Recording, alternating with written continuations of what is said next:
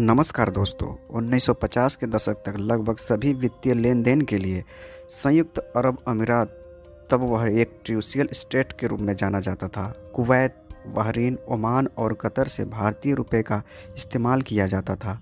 Middle east के साथ भारत का ऐतिहासिक, सांस्कृतिक, राजनीतिक और आर्थिक संबंध बहुत पुराना है।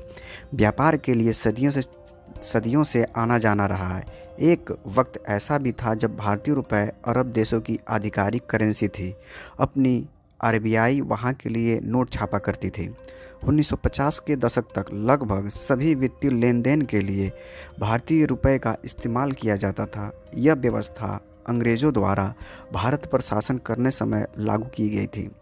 दरअसल अंग्रेज़ों का भारत के साथ साथ पर्शियन गल्फ देशों पर भी कब्जा था।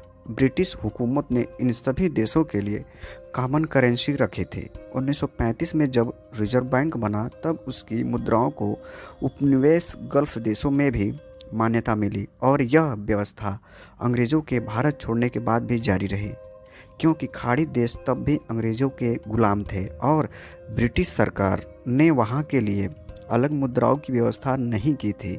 बाद में भारत को इस सिस्टम में बदलाव करना पड़ा था।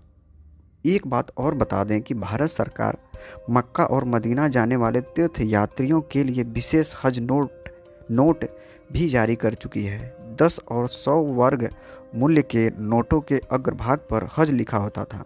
उन्हें उनकी पहचान अन्य नोटों से अलग करने का एक और तरीका सीरियल नंबर था, जो यछे अक्षरों के साथ शुरू होता था। यह था भारतीय रुपये का इतिहास, जो गल्फ देशों में भी भारतीय मुद्राएं प्रचलित थीं।